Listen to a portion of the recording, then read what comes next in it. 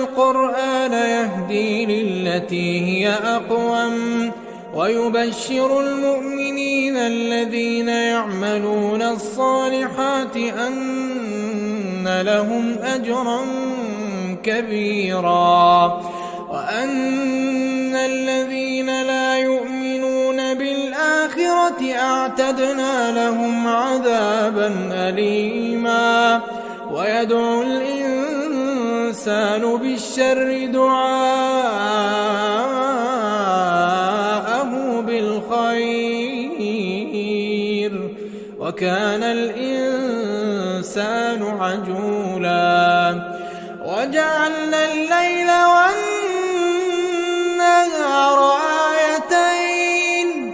فمحونا آية الليل وجعلنا آية النهار مبصرة لتبتغوا فضلا من ربكم ولتعلموا عدد السنين والحساب وكل شيء